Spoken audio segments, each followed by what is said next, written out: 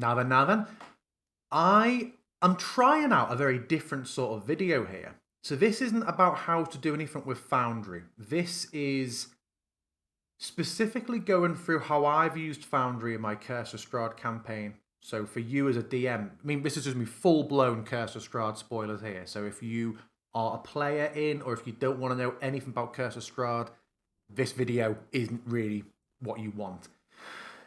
I wanted to show you what I did. I'll see what the feedback is like for these, because they're going to be quite time-consuming. It's probably a longer video. I'm going to start with Death House, which is the introductory experience for Curse of Strahd, but it also works very well as just a spooky one-shot. I'm not going to do the whole dungeon in this one video, because it's quite big. So I am going to speak in this with a presumption that you're familiar with Curse of Strahd, but particularly Death House. And I'm going to refer to a lot of Foundry features that I've done in other videos. Death House, or Durst Mansion, depending on who you talk to, is an absolutely fantastic experience, introduction to Foundry. It's also a very, very good intro to Curse of Strahd. If you are using Foundry for Curse of Strahd to really make use of all the ambience and the lighting to crank the horror up, then I personally think this is an excellent way. It's not the hardest dungeon, Death House. Well, Death House has a couple of different versions of it run, because like a lot of things Curse of Strahd, there are huge, wide sweeping like community adjustments have been made to it. So as raw, Death House is crazy brutal. To put into context, if you're a DM familiar with 5e who doesn't care about Curse of Strahd spoilers and doesn't know too much, this is a level 1 dungeon in the books, and yet there is a point where if a single player were to take the dash action and move in an unfortunate path through a bit of a catacomb downstairs, they can trigger combat with 7 shadows, a Grick, and 4 or 3 ghouls in one movement at level 1. So it is a nasty dungeon. What I did, and they're meant to be level 3 when they come out. For my players, although admittedly we weren't using Foundry when we started our campaign, we were using Fantasy Grounds. I'm really looking forward to finishing my Curse of Strahd campaign so I can start it again for another group who've never played it before and really pump the horror up. I started my group already being level 3 at the start. I didn't increase the combat too much, but I used Death House to really serve as a tone setter for the horror, the creepiness, the getting in your head and the mind games that Curse of Strahd would promise. So I'm going to take you through a little bit of what I did. I haven't ported it all over because it was 2 years and another program ago, but I've brought enough in here that I think you'll like it. So what I think I'll do is I'll give you a DM view of what I did in each floor, and then I'll give the player walkthrough. So because the players are likely to start outside, I've got Halvor here, out in the rain. You might hear that I've put a heavy storm ambience track on, and I've cranked the vision, I've made the map dark. He's got his vision set up so he can't see very far. He's going to have the RP encounter outside with the 2 NPCs there, Rose and Fawn, and hopefully decide to go into the house to find their parents. If not, the Deus Ex Machina the plot device mists will close in and push him in. And you can see here we've got Torchlight. Oh, I've closed back. We've got Torchlight here. So for me as a DM, what I don't like about Foundry is that if you use FX Master, which is a brilliant module for doing whole map, rain, snow, fog, bats, birds effects, it's really good, but it applies it to the whole scene. So I quite often, in situations where my players are going to go from outdoors to indoors in the same battle map, I put these text boxes in here and I make them invisible. So this is actually, if I go to text boxes and select it, you'll see it's marked as hidden. My players can't see that, but I can. And it serves as a good reminder for me that when my players cross the threshold, I need to go, oh, right, okay. So as my player comes in, I would go into the effects and I would just disable rain.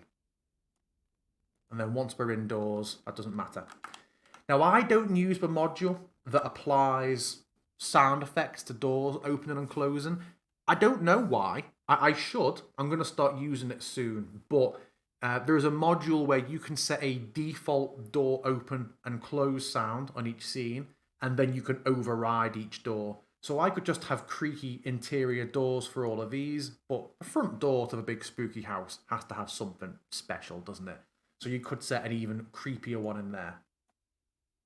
In terms of my walls, I very deliberately, with Death House, do not have the windows be able to be seen through. If my players were to walk around from the outside and try and peer through the windows before they go in, I'd just say all the curtains are closed. Once they're in the house, it's unlikely they'll get to a window unless because this door's locked, and at this point, well, you'll see what I mean. Red is locked doors, so my players will come in, and the way I like to do Death House is that the children say our parents are monsters got our parents inside the house, our baby brother's in there, we haven't seen our parents, can you please go in and help? When players go in, I've got a large ambient sound effect. Now remember, your sounds can be local or global. Local stops at walls and doors. It's broken by line of sight. Global goes through the whole map. I've put a sound on the dinner room for just nice, happy, totally uncreepy dinner party ambience. And it's set to have sound volume easing. So it fades in. Unfortunately, Foundry hasn't quite corrected that yet. It hasn't got it perfect. Although it will ease the sound in the closer you get to the centre, it is still a case that you step over the start of it and the sound comes on like that. For that reason, I like to make sure the sound goes past these doors. So it isn't a case of they take one step down a corridor and your players all hear music. It's a case of as they approach the door, then the music, they start to hear the music and it gets louder when they open it. So when my players get in here and open this door, there's a little bit of clicking involved here, but I like to quickly jump on and delete the sound file. I just delete the sound off the map. So they hear a dinner party, they open the door, and the room's empty. And they're like, oh, don't like that.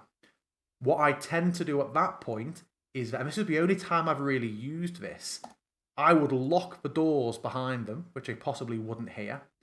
I'm not going to do it now till the player goes through. I click clear lights. At the moment, although it's nighttime, I've got lights in every room here. I haven't done any big effects with them. I've just made it a well-lit building. The second they get to that room and they see that it's empty, I would click to delete all lights, which will plunge the map into darkness, which will panic your players. And then, hopefully, you, knowing this is coming, will have set up torches or light effects, or if any of them have dark vision, they'd have that in as dim vision. So everyone else is plunged into darkness, except your player who can see in the dark. When I do that, I like to go to my soundboard, and I've not got everything in here, but I've made a little Death House category quickly. I'll then plunge the map into darkness and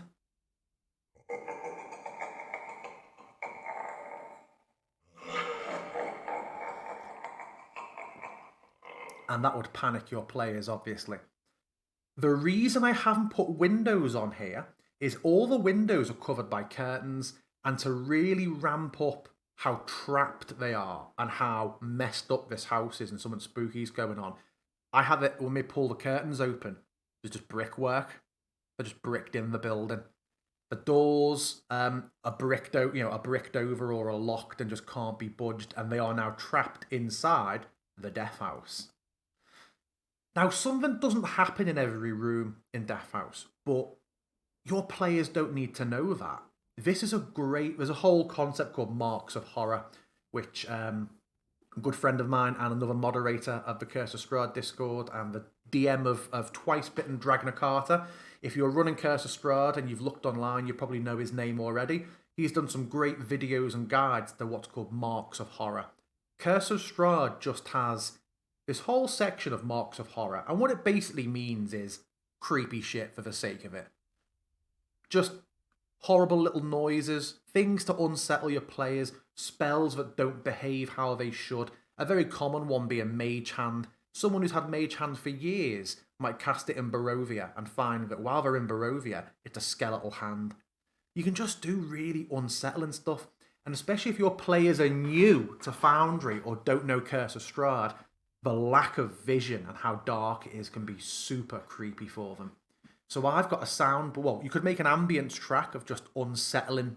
I don't think I have any for Death House, but a good one I've got is Argynvostholt Interior Ambience.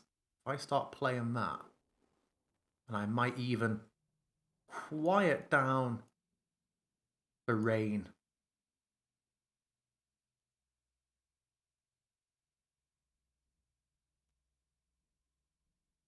Just quiet, and you might not hear it at first, but it's just quite quiet, unsettling, floorboards, creaking music.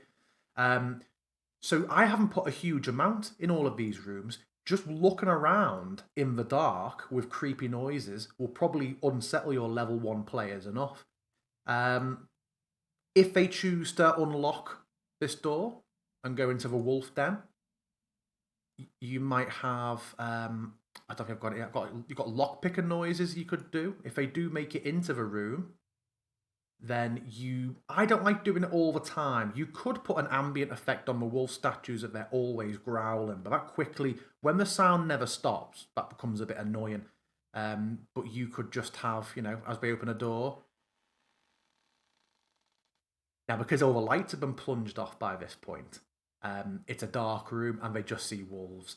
So you might have them do nothing. They might realise, oh, it's all right, they're fake, and the players might go off and go somewhere else, and then suddenly you just start one of them growling and just unsettles players. They might smash their way into one of the cabinets to loot the crossbow inside, or just start trashing chairs up. It's good. I really like it. You may also, I didn't do it for Death House because I'd already run it, but I do it for most other places. You might want to put journal entries in here for yourself, just to remind yourself. There's a lot of narrative in Death House because it is about making it creepy and spooky. But there's also items in places. You might want to have journal entries for yourself so you've got quick access to that information and to drag those items into players. As the players first step onto the stairs to head up, I always love to just drop them with a...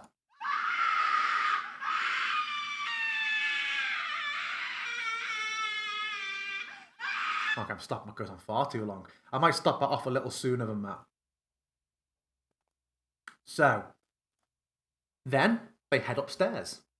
So let me head through. Now, I've made this one a bit brighter just so I could show you what was going on in here. I really like the library, what I've done in the library here. You can also see I've put a bit of a dynamic effect on. There's bats flitting around in here. When I first played Curse of Strahd, I made a mistake. I made one of these be the animated armor, not the one a floor up. So they had a combat here with one suit of armor where they kept attacking all the other three, convinced they were coming up. And then when they got upstairs, they were super suspicious of the one up there, even though it was normal. So that was just a DM mistake I made. When you come up here, a player will always try to play the musical instrument. I've put a couple of sound effects in here for both a good and a bad performance roll. So a player tries the harpsichord. I never realised this was a harpsichord till I read the book because it's just a line on a map. I don't think that's immediately identical. I mean, that's obviously a piano down there, but this I did not see being a harpsichord straight away. But a player might try it and do really badly.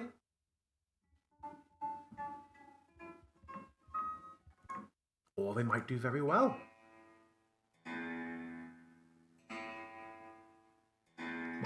There we go. Yeah, I'm going to crank the lighting down in here. Again, there's some items in these footlockers. We've got the whole secret room element here. So let me just plunge this back into nighttime.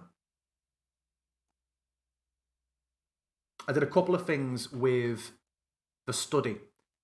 I kept the study lights on just for ambience, because I think after the house is plunged into darkness and all the lights go off and it's all now super spooky, going upstairs and finding like a light on, I think becomes unsettling in itself, because then it makes you think someone's up here. It isn't just an empty house now.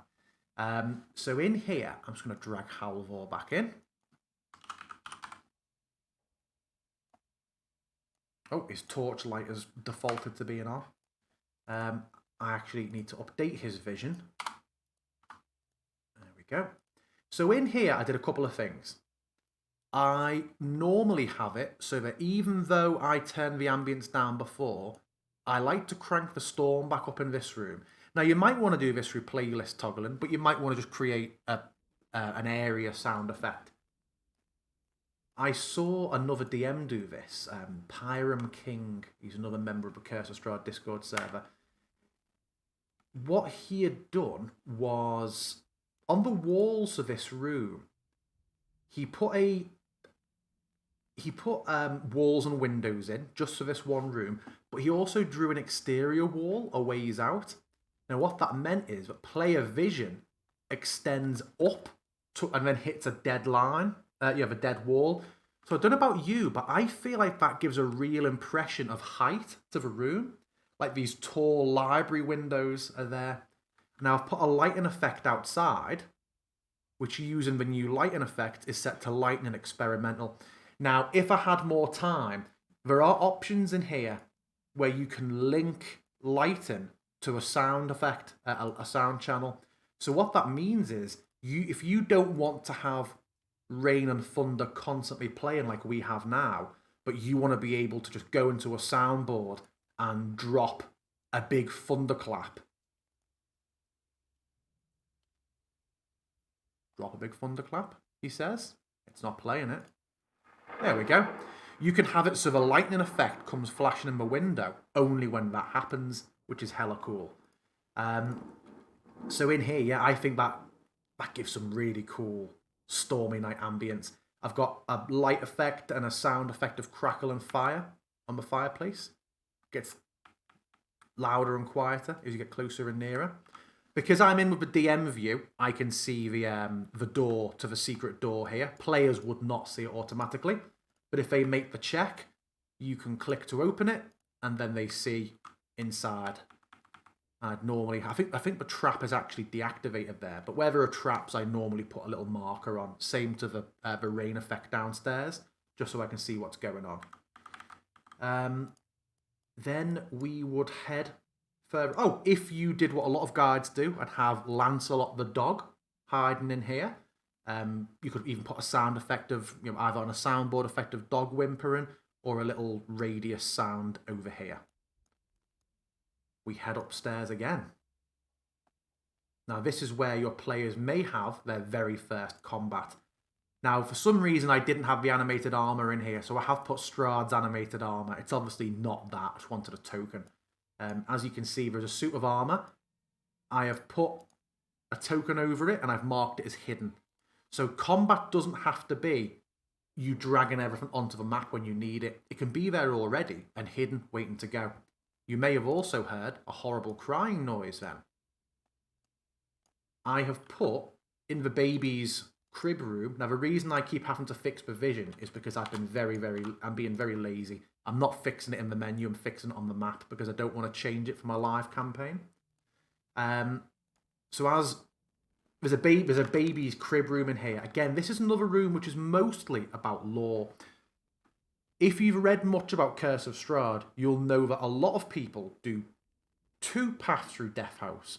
The creepy, slow exploration through the house, and then the manic rush out as the house is collapsing around you later and the house is actively trying to kill you. I really like that part of it.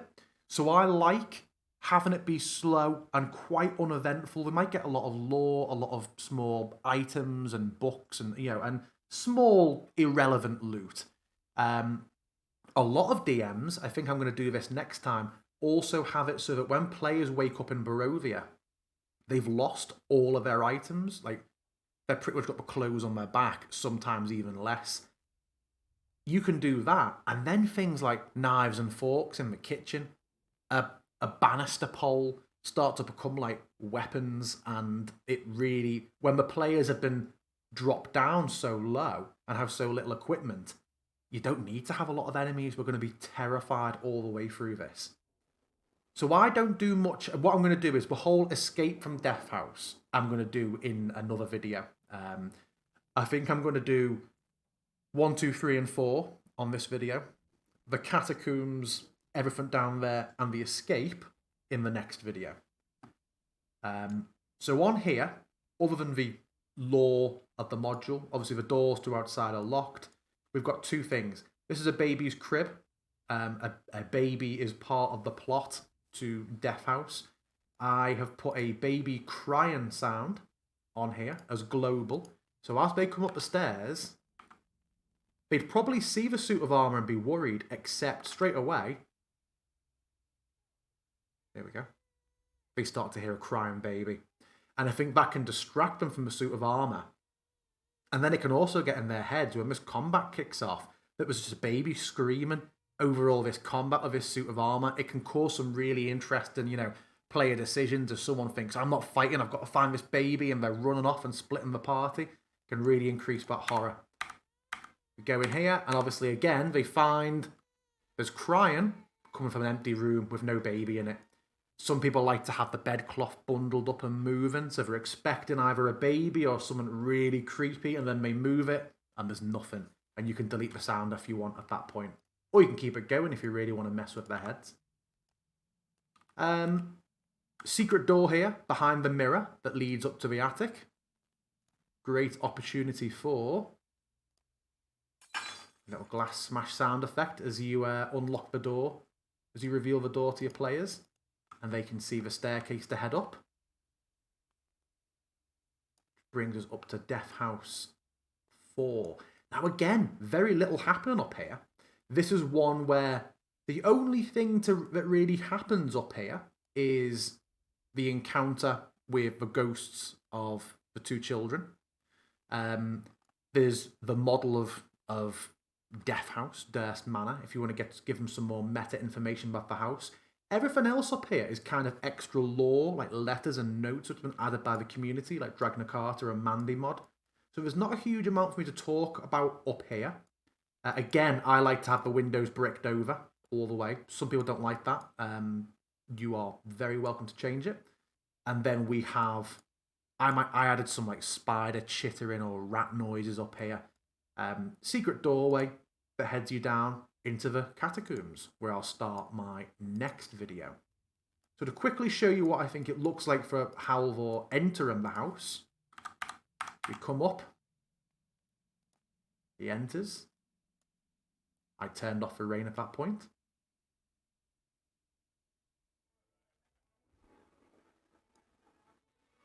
We hear the dinner party, and we open up into a nice, bright house. It's getting louder. It's coming from here. Now remember, because we're in as the DM view, you'll notice we can see all this faded map content. I'm not going to swap source over to Chrome to see your player perspective, but players do not see any of this. If they've been there before, they will see like an outline of a vague fog of war of where they've been. You can remove that at any point by going lighting controls, reset fog of war. But we only see as much as we are because we're a DM. The player would not see anything in this room. He'll just see black. So as we head up, they open the door. Oh, the room's empty. And that's where I jump in, kill that sound, hit kill all lights, room plunges into darkness. Oh, the sound hasn't stopped because I played it through a different thing. But for your player, the sound would stop. And that's when I would then play my big, creepy laugh.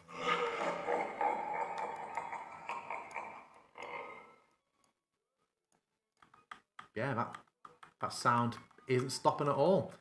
That's a bug with my Foundry. I've done that, do you know what, 20 times live, and it's not been an issue. And now I do it for you, and it is.